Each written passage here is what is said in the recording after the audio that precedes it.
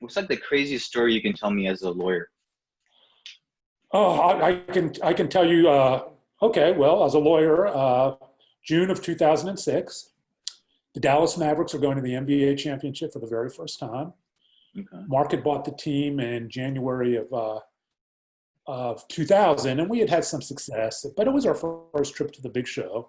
And as you might imagine, I was going to get some good seats for those games. Yes. I also had the opportunity to get a couple tickets for friends, so I called up my friends, or I called up Mark. I got the tickets, but I didn't give them to my friends, and no, I didn't sell them on eBay for some astronomical amount. I called up my drug dealer and traded those two tickets to my drug dealer for $1,000 in cocaine. My drug dealer comes to my house with this giant Ziploc baggie of cocaine. I give him the tickets. He hands it to me. I go running upstairs to my home office. I dump it out all on the desk like I'm Scarface looking at this giant cocaine kingdom. Of course, I have to do something. I line it out. But at that point, cocaine had long stopped giving me the feeling I was of love and self-love and self-acceptance. I was just chasing.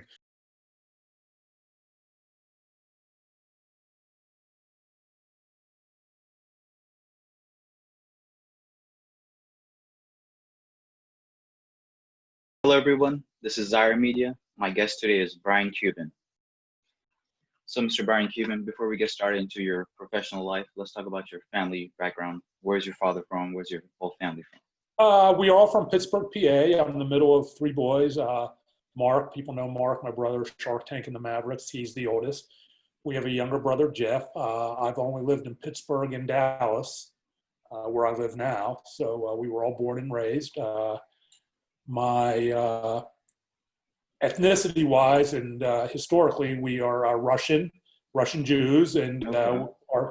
our parents on both sides immigrated from the Ukraine and in Russia, coming Okay. here, and so in Romania. So that is kind of what we're about. I've lived in Dallas for since I graduated law school. I went to the University of Pittsburgh School of Law. I graduated law school in 1986. I moved to Dallas Labor Day of that year. So I've lived in Dallas since then. I went to Penn State undergrad.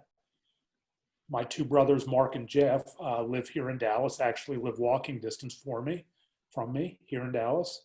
Okay. Our father, Nordy, died 2 years ago. I'm And sorry about that. no, that's all right. He is actually buried very close to us. So I go Okay. visit him. So and my mom lives in Pittsburgh in the house we grew up in. Okay. Before we talk about, what did you want to be as a kid, though? Did you always see yourself as a lawyer or see a Growing doctor? up, no, I was a baby boomer, and I was a big sports fan. Pittsburgh Pirates. I think, like a lot of kids, I wanted to grow up to be Roberto Clemente, Mm-hmm. and so I think I wanted to be a baseball player, and that transitioned to wanting to be a police officer in college, and I Nice. ended up a lawyer. Okay. Were you always an A student, B student? What was your high school life like? No, I was not a very good student at all. I was a C plus, maybe B minus student. I'd call it mediocre. Okay. In college, I did a little better, and I was made dean's list a few times. But in law school, I was struggling with alcohol and eating disorders. I was not a good law student. Okay. What was your major in college though? What did you Criminal know it? justice. Criminal justice. That's Yeah, exactly what criminal I'm justice. doing. I wanted to be a police officer. Okay, nice. Uh, you say you talked about your past, dark past. When was the first time you ever tried, or what introduced you to it? Alcohol, I had experimented with alcohol like a lot of kids in high school, Okay. but it never really became a problem. It really became a problem in college.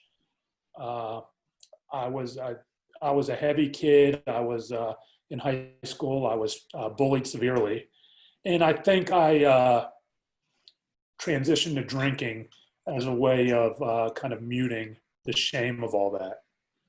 Okay. And then I discovered cocaine in a bathroom in Dallas, Texas, in the summer of 1987, and cocaine and alcohol kind of took over my life.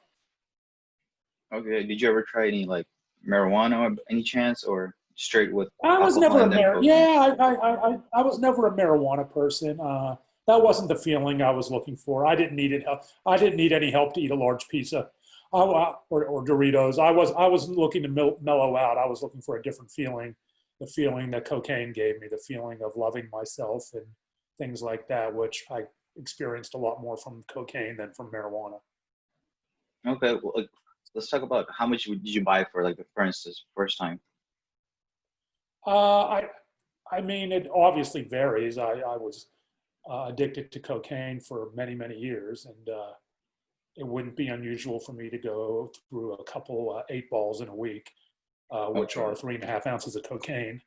okay. But it just depended. I mean, the all that it took to get me hooked was 2 lines in a bathroom. Two lines after the second time you were hooked. Not physically dependent because that's Mm-hmm. different. Uh, Okay. Psychologically dependent. At what point did you know that all my money is going to, like, my cocaine addiction, You always kind of alcoholism? know. I mean, I wasn't stupid. You know all your money's going for drugs instead of the rent and things like that. But that's why they call it addiction, obsessive compulsive drug seeking behavior in the face of known consequences. It's not like you don't know those things. Mm-hmm. Uh, I'm an educated person, but you can't stop regardless. Did you?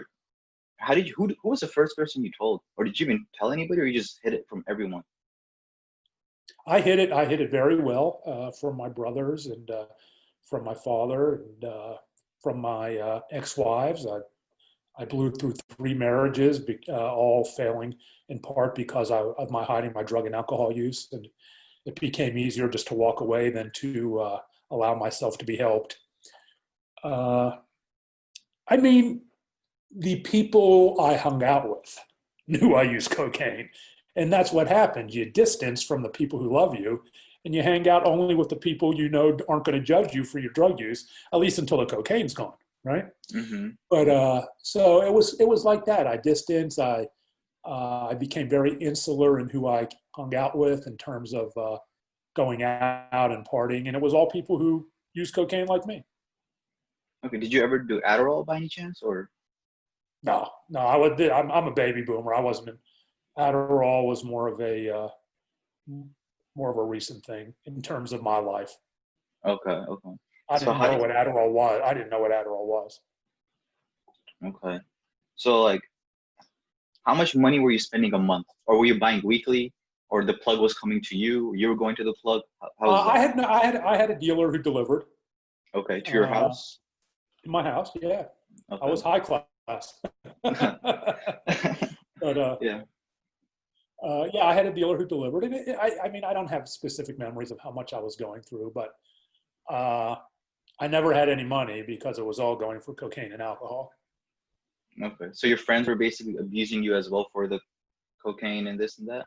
Sure, they'd get it from me. I'd have parties, and we'd all do cocaine, or I'd get it from them. And when Mark became famous, this was probably in, I mean, when was that? 2000, when he bought the Mavs. He was well known before that, but when he bought the Mavs is when he really hit the big time international scene. Uh, my last name became very well known, and it became that much easier to get the drugs and get in the parties and all those things. And that's not Mark's fault.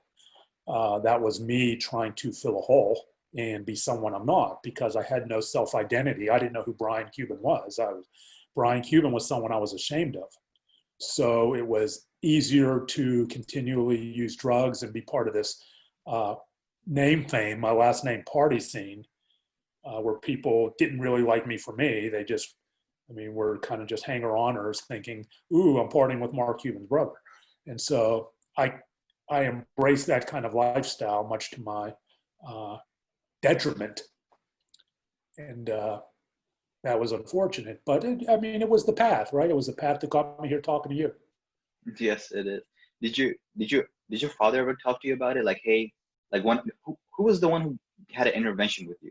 Like, hey, you have a serious My wife, problem. my wife. Okay, okay, That was my wife and I began dating in January of 2006, and she knew nothing about these issues. And I was pretty good at hiding it, and we moved in together. And I was starting at that point to understand that I had a problem, and my thought process was, if we moved in together, I'll stop using cocaine. and Mm-hmm. addiction doesn't work that way.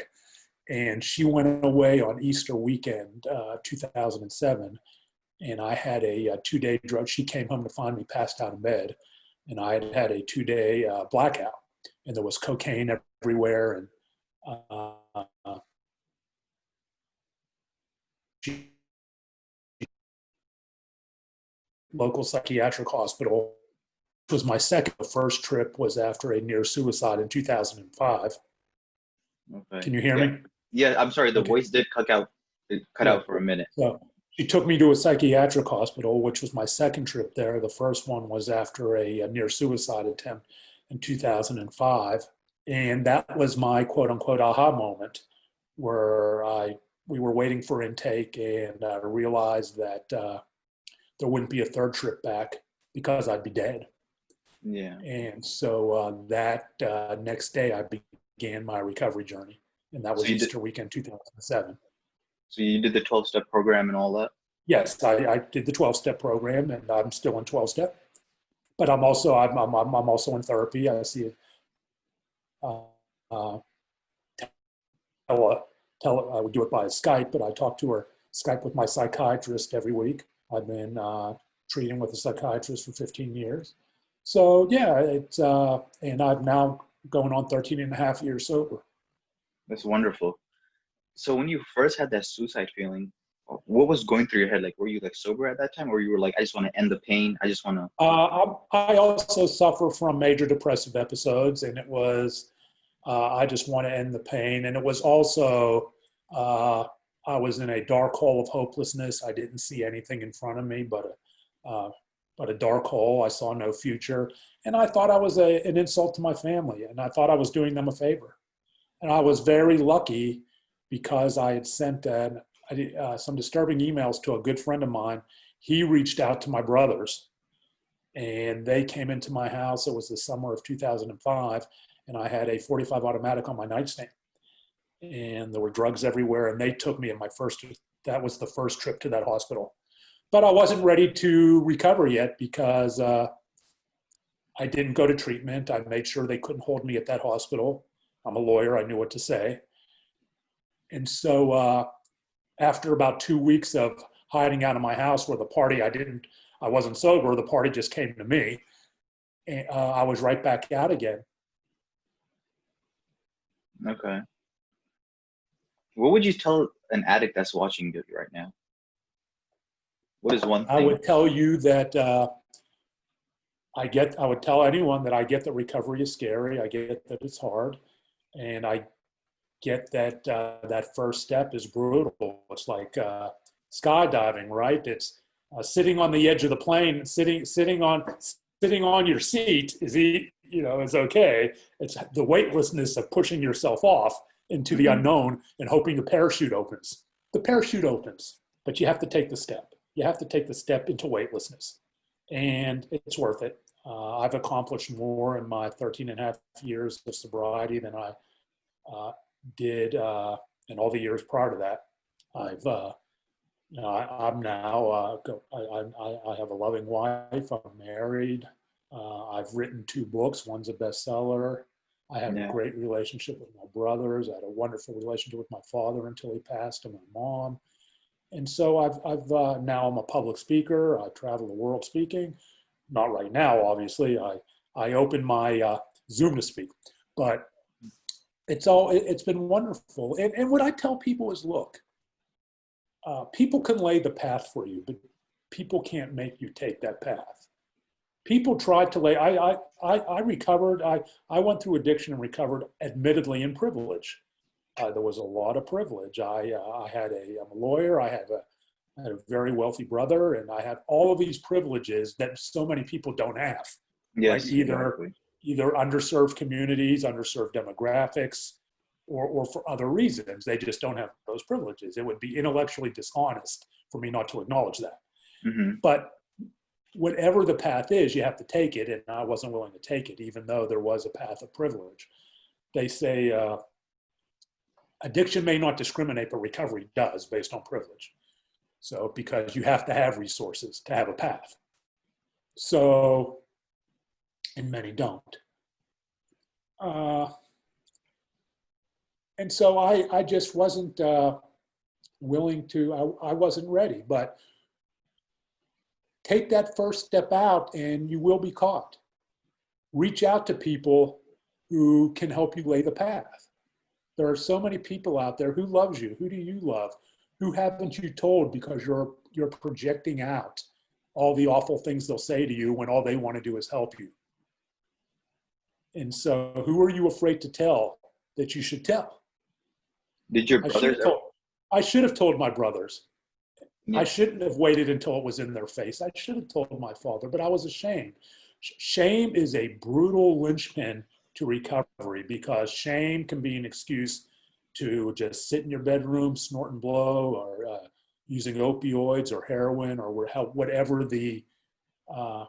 whatever the environmental variable is. But and especially when there's a physical dependence as well, when you need it, whether it's Mhm. opioids or heroin, when your body actually needs it. And so, but I found that if I wish I had stepped out earlier and let my parachute open. The parachute opens. Did your brothers ever smack you for doing this thing? Like, hey, No, no. and then, I went to work for Mark for a while after my law practice collapsed, and I wasn't showing up, or I was showing up hungover, and he threatened to fire me. But that didn't sober me up either. And so, no, I mean, every family's different. My brothers love me, and they were concerned. But every family is different in the dynamics. That wasn't our family dynamic. no violence, no physical violence. No, no. So three brothers. Who used to win the fights when you guys were fighting? Did you win like any fights? We were all big kids. I don't know that we didn't fight that much. We more roughhoused. They were. I wouldn't say they were really fights. We were just roughhouse kids. We were big kids. I remember one time our parents were away, and we would love to play Nerf football in the hallway. And Hmm. Jeff, Mark, and I weren't small even as teens, and we played Nerf football, and Nerf footballs, those squishy footballs, and we're throwing it down the hallway. I think we froze. Did we freeze? No, no, I can. There There we we go. go. There we go. And we banged up against the hall, and this big chunk of concrete came out of the plaster in the hallway and fell on the floor. Hmm. So stuff like that. And Mark took us to a hardware store where we bought plaster and paint that didn't match. So our parents caught us, and stuff like that. We never really fought. It was Okay. all we. What about your father? Was he like tough love type of person, or was he like No, caring with you no. Our guys? dad was wonderful. Our dad was greatest generation. He fought in the Pacific, in the Battle of Okinawa. He fought in the Korean War. And he and his older brother ran what's called an auto trim shop in Pittsburgh from the end of the Korean War until his older brother passed away in 1999. They basically fixed cars. He was very old school, and he encouraged us to follow our dreams and follow our paths. And he was a good guy. Our dad was a good guy. What about your mother? I had a difficult relationship with my mom. My mom grew up with a verbally, mentally abusive mother. She was, according to my mom, bipolar, and there was a lot of fat shaming between them. And it kind of runs downhill, and this caused my mom to fat shame me as I gained a lot, as I was kind of an obese kid. And that caused a lot of tension between us. But we repaired those rifts, and we have a wonderful relationship. Okay. Uh, what's like the craziest story you can tell me as a lawyer? Oh, I can tell you. Okay, well, as a lawyer, June of 2006, the Dallas Mavericks are going to the NBA championship for the very first time. Okay. Mark had bought the team in January of 2000, and we had some success, but it was our first trip to the big show. And as you might imagine, I was going to get some good seats for those games. Yes. I also had the opportunity to get a couple tickets for friends, so I called up my friends, or I called up Mark. I got the tickets, but I didn't give them to my friends. And no, I didn't sell them on eBay for some astronomical amount.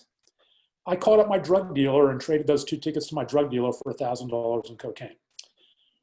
My drug dealer comes to my house with this giant Ziploc baggie of cocaine. I give him the tickets, He hands it to me. I go running upstairs to my home office. I dump it out all on the desk like I'm Scarface looking at this giant cocaine kingdom. Of course, I have to do something. I line it out. But at that point, cocaine had long stopped giving me the feeling I was of love and self-love and self-acceptance. I was just chasing one. Gotten very paranoid. It often happens with term cocaine use, thinking I hear the cops outside and SWAT coming to bust through my window. So I put all this cocaine back in the Ziploc baggie. I hide it in a closet, and I drive to a Home Depot. I buy electrical faceplates, a drill, and a saw. I drive back to my house. I go upstairs. I walk upstairs to the closets in the house and to the drywall in the closets, and I take the drill and the saw, and I create these fake electrical outlets. I take the cocaine and put it in smaller Ziploc baggies and close them all up behind all these fake electrical outlets upstairs, thinking I'm the smartest lawyer ever. Like the DEA, the cops, and the drug dogs have never thought of that before. Uh-huh. And so I do a little more of the cocaine, and again, just shame and pain and paranoia. I go back to all the electrical outlets, take the cocaine out, put it back in the Ziploc baggie, go to the toilet, and flush it all down the toilet. Now $900 worth of cocaine because I'd done something.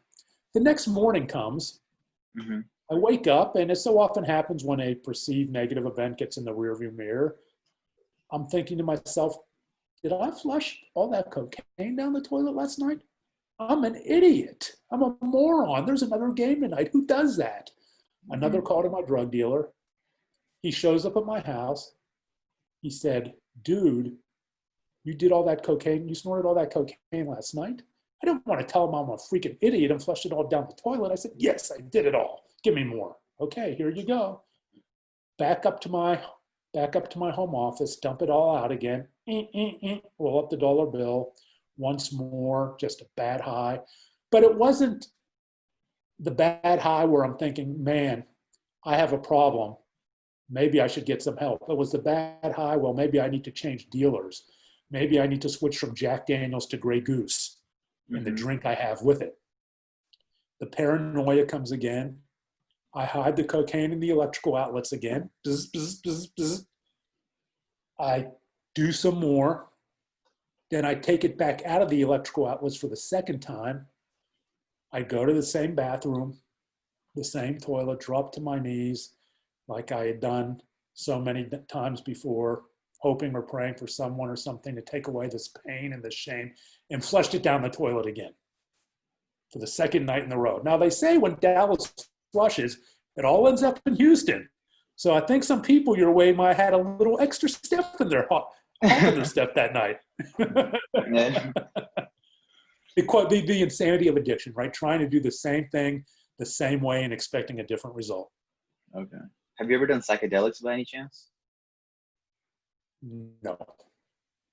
No. Nope. Okay. The crowd I hung out in used cocaine or they smoked crack, which I haven't tried, but I hung out with a lot of people who smoked crack back in the day. This was the era of crack as well, the 80s. Okay. Heroin wasn't a thing in my circles. It's not like it is today, where it's kind of gone the opposite direction, although cocaine's making a big comeback, I hear. But in those days, it was cocaine. Okay. What about the time where you were practicing law unfully, like wrongfully, basically? You were in another state and all that. I don't understand. Were you, what is it called? Pain medicine or painkillers prescribed to people that were, because you knew what is it called? Chiropractors and everything, right? So how was that? Yeah, those aren't painkillers. Chiropractors don't prescribe medicine. I turned into an unethical lawyer because I needed money to support my drug habit. And so I took cases I shouldn't have taken. I got cases in ways I shouldn't have got them with chiropractors, bordering on barrage, what's known as barratry, ambulance chasing, for the lack of a better term. And I did this with chiropractors who would refer me cases. I would show up at their office and they would tout me as the greatest trial lawyer ever in Dallas, which I wasn't. And I would get cases that way. And I'm not proud of that, but it was what it was back then. How was law school like? What were students over there like? How was a bar exam? Law school? Well, I failed the Texas bar exam twice because drugs and alcohol were more important than studying. Okay. When I took the Texas bar exam for the first time, my study aids out in Fort Worth, the weekend before the exam were an 8-ball of cocaine, a fifth of Jack Daniels, and a liter of Tab. So as you might imagine, that's not a recipe for bar exam success. But I finally did pass it the third time and became a Texas licensed lawyer. What were the students Law like? school, what's that? What were the students like over there? Were they doing drugs as well, or were they I have still no sober idea. I kids? kept to myself in law school for the most part. Okay. Okay. I hadn't discovered cocaine. I didn't discover cocaine until Dallas, but I was an alcoholic, and a lot of my drinking was alone. Oh, so you're a closet drinker. If I wasn't out at the bars, I was drinking alone. Okay. Okay. What's like the best piece of advice you can give somebody? Sitting here in this pandemic, I'll give you the advice that our Father gave us all the time. Yes, tell us. Today is as young as you will ever be. Live like it. So what would you tell a 21-year-old that's watching you right now? I would say the same thing. Today is as young as you'll ever be. Follow your dreams, and try to understand the difference between following other people's dreams and don't follow other people's dreams. Follow your dreams. Okay. Follow your dreams, because when you follow other people's dreams, you can't be other people. And that can lead to disappointment, and that can lead to a lot of issues that can push someone into unhealthy coping behaviors, like what happened to me. So don't don't be pressured into following someone else's dreams. I see it all the time in law school. Mm-hmm. Students confide in me, they didn't want to go. Their parents pressured them. Everyone in their family is a lawyer. Mm-hmm. It wasn't their dream. It was their parents' dream. They're following their parents' dream. Yeah. So follow your dreams. Follow your dreams, everybody that's watching. Your own dreams. Your own dreams.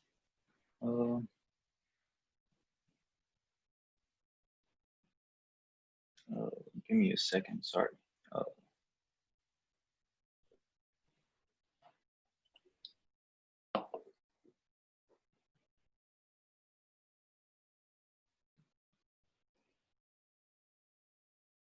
I'm sorry. What else do you want to talk about right now? I think you got it. I mean, I think you got it all. What I currently do now is I'm a public speaker. I travel the world, and I speak about recovering from drugs and alcohol as a lawyer. Mm-hmm. I speak at a lot of legal events and a lot of different recovery events, a lot of motivational events. I have a best-selling book out called The Addicted Lawyer, tells of the bars, booze, blow, and redemption, and that's available on Amazon. My newest project is a fiction thriller called The Ambulance Chaser that's set in Pittsburgh, PA. And so those are the things I'm working on. Like everyone, I struggle sitting, and I struggle in quote unquote quarantine, and deal with the feelings of isolation and of repetitiveness, and deal with those like everyone else. So hopefully we'll be through this pretty soon. Hopefully we will be. When was the last time you cried, and why did you cry? I cry all the time. Last time I cried was yesterday at my father's gravesite. I visit my father often. I'm a crier. I'm a feeler. If I took the Myers-Briggs, I'm a feeler. I know the music can make me cry. A movie trailer, a thought about my father, a thought about growing up, a thought about my brothers. I cry all the time. There's no shame in crying. We need to cry more. It's a good release. Find a safe place and have a good cry. I do all the time. Okay. So it's not like, oh, you're a man, you shouldn't be crying. What do you have to say to people like that? Men should cry. Men do cry. Men should cry. That's a stereotype from baby boomer times. It's okay to cry. Feel your feelings, because if you don't feel your feelings, you're repressing your feelings. And when you're repressing your feelings, it's going to pop up somewhere. and it could pop up in an unhealthy way. Yes. Or you can take on addictions and hide it from other people. Yeah, it could. Repressing feelings isn't good. Yeah. Uh, Doesn't mean you have to stand in a crowd and cry. Go in your, go shut your bedroom door. Be safe. You can be safe if you feel you need to have a safe place. I mean, there's. I don't stand out. I'm sorry, your voice broke up. Right. I'm sorry, the voice went out. It just because crying is fine. Crying is good. Crying is healthy. Crying is healthy, everybody. Do cry. And we'll put a suicide line over there if anybody's ever feeling in that state. I don't have that available, but there's a national suicide hotline. Yeah. Just I'll make Google sure. it, and you can go to it. Yeah. And again,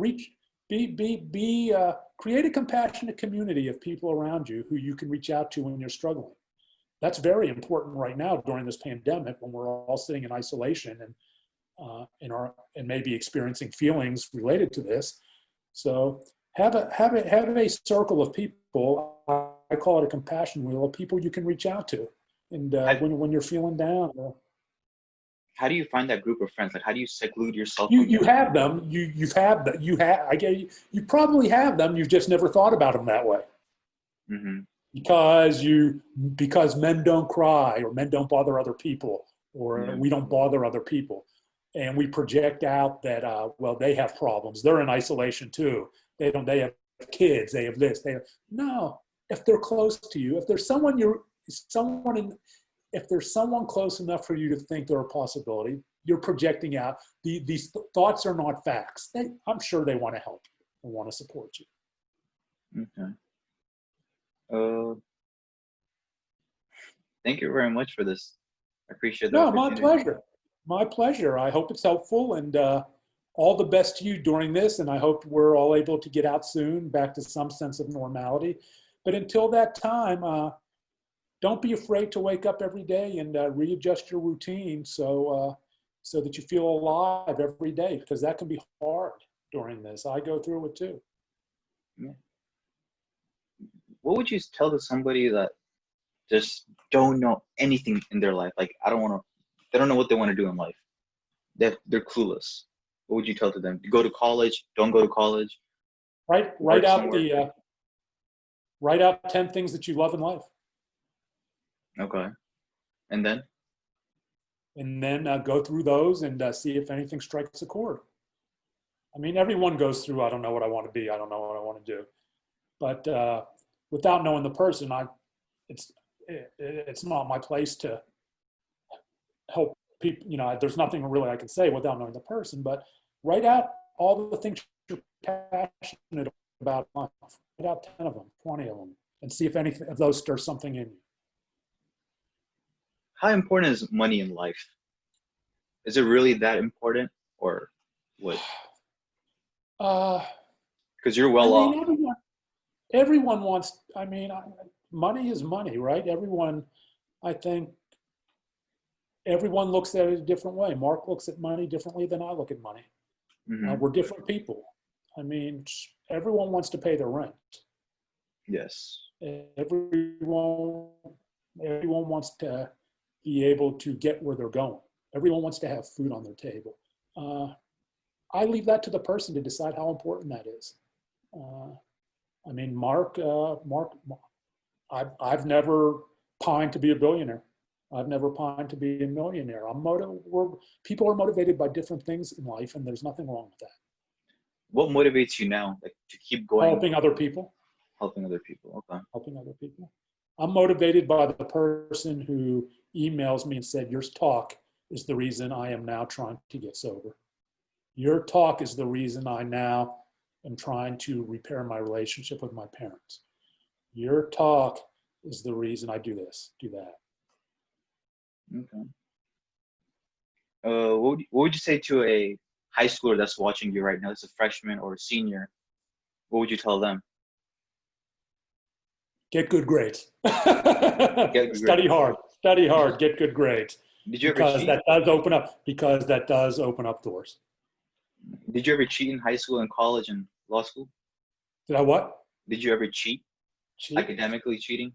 I mean, not to my knowledge. I don't have any Okay. specific memories of cheating, and I can say, I mean, we're talking many, many years ago, and I can say I don't consider cheating within my DNA.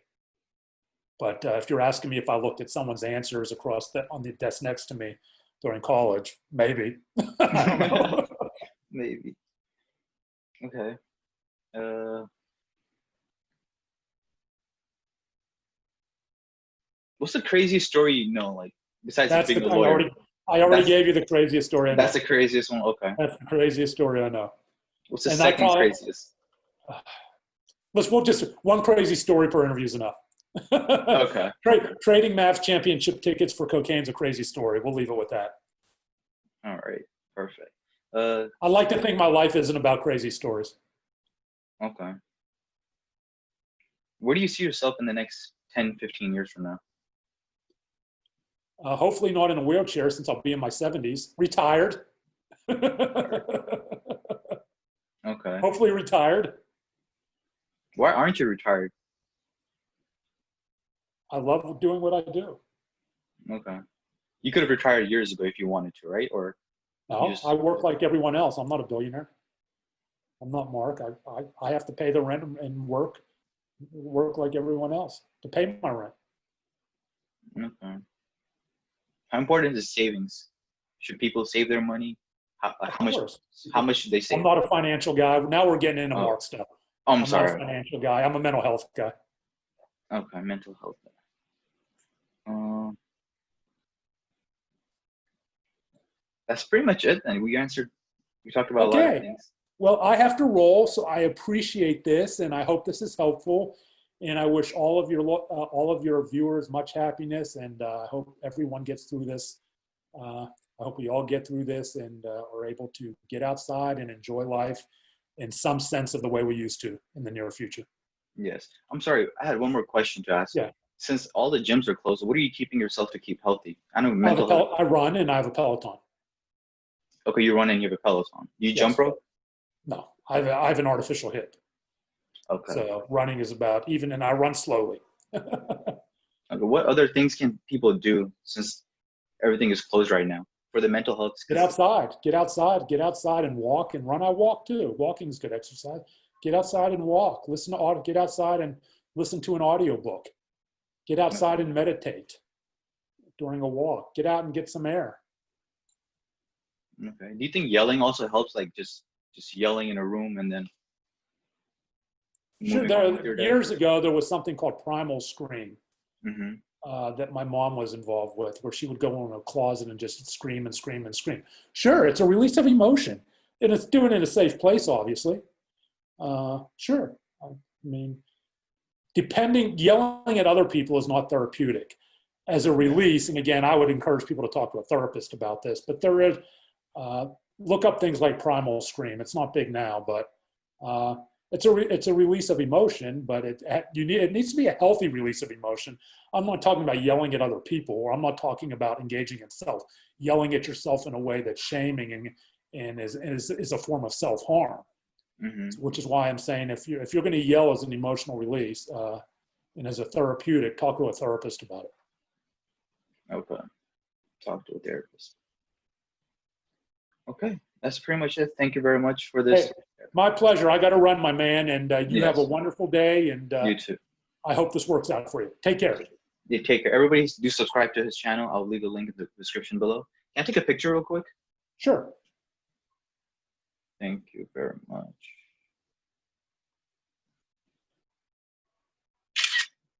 All right. Thank you very much, sir. Take care, man. Pleasure Bye bye. talking to you. Bye. My pleasure.